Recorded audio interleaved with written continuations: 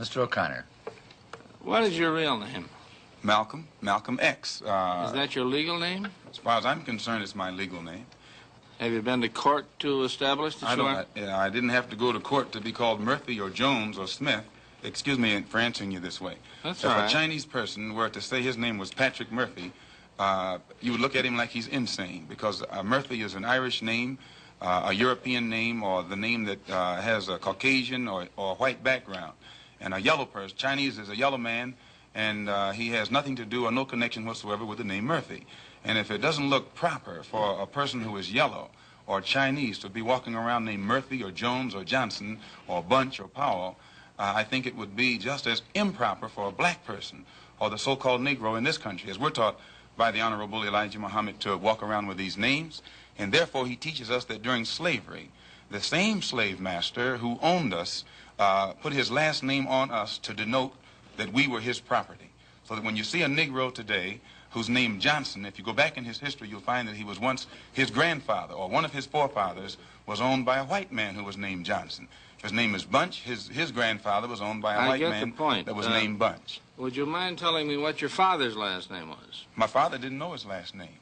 My father got his last name from his grandfather, and his grandfather got it from his grandfather, who got it from the slave master.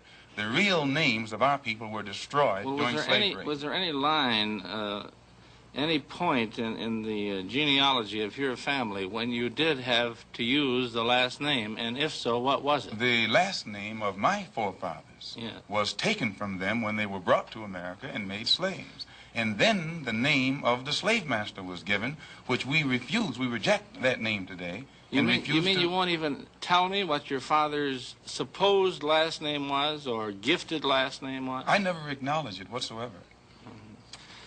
Let me ask you about the status of Elijah Muhammad. First of all, is he ill?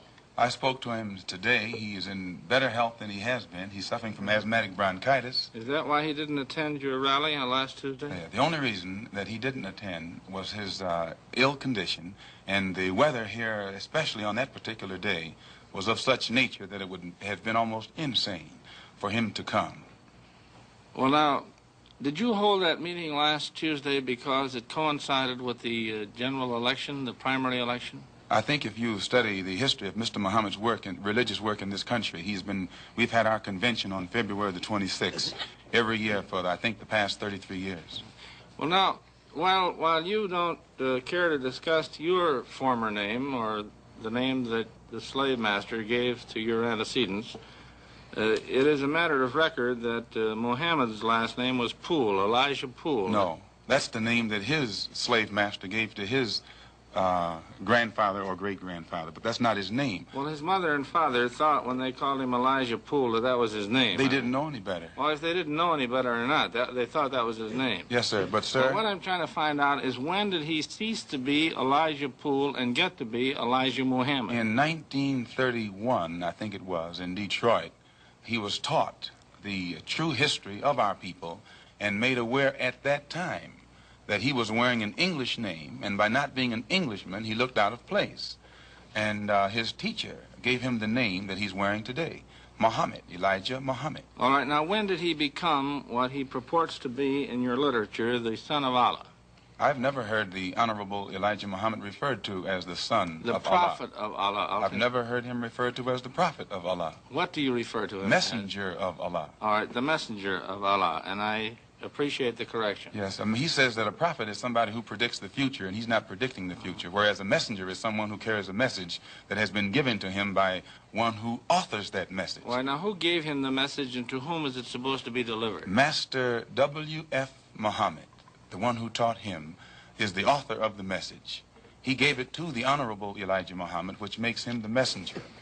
And he's to deliver that message of truth and righteousness to the 20 million American so-called Negroes, which means he's to teach us the truth, which will awaken us, and then show us how to live a life of righteousness, which will automatically qualify us for recognition as human beings by all other righteous human beings here on this earth. Well, now, one other question. With reference to what Mr. Hurlbut asked you a little bit ago, you took a very moderate position of wanting independence without having any hatred for the whites.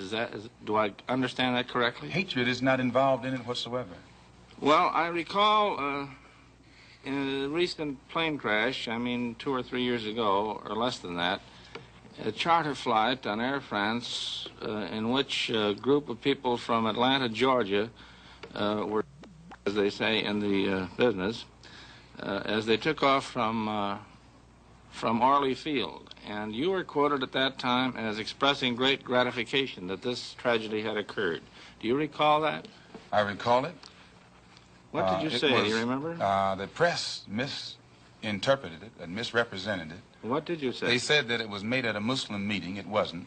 It was made at a rally of Negroes, Baptist, Methodist, Catholic, and otherwise in Los Angeles, who were rallying to protest the brutal shooting of 7 unarmed Negroes and what did you by say? heavily armed white policemen in the city of Los Angeles. And because we are a people who have been taught by the Honorable Elijah Muhammad to never carry weapons of any kind, but to get on God's side and rely on God to fight our battles for us, at the time that these brothers were shot down so brutally, I pointed out at the funeral of the brother who died that God would step in and take a hand in giving us some form of justice for the brutal killing of our brother.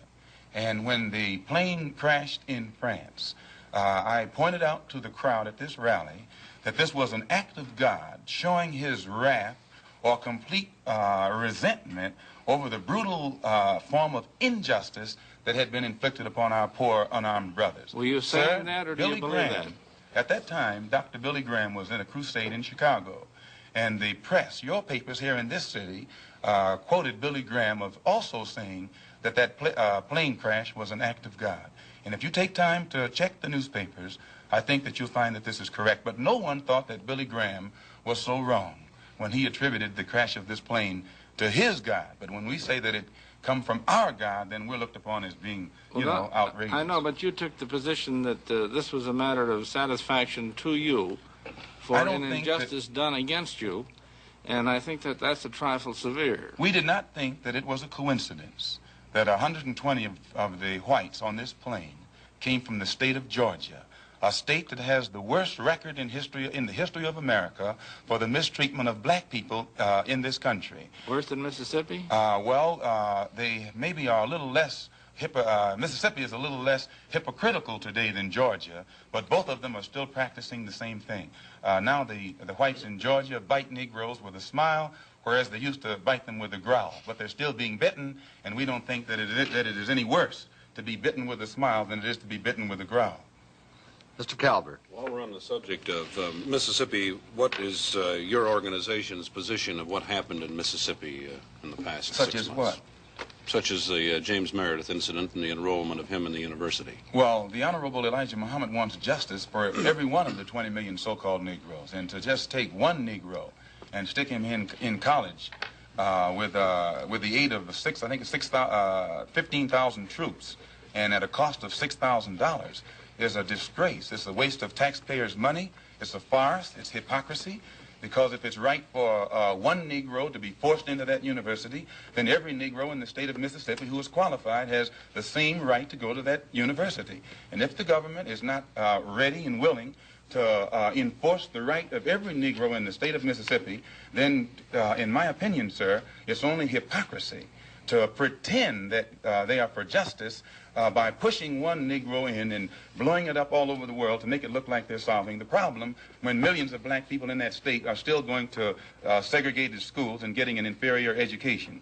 Does your organization encourage members to attempt to enter schools that have been known as all white in the past? The Honorable Elijah Muhammad doesn't discourage us from attending white schools, but he does say that it is better for us to go to our own schools, and after we have a thorough knowledge of ourselves, of our own kind, and racial dignity has been instilled within us, then we can go to anyone's school and we'll still retain our race pride, our racial dignity, and we will be able to avoid the subservient inferiority complex that most Negroes have or that is instilled within most Negroes who receive this sort of integrated education.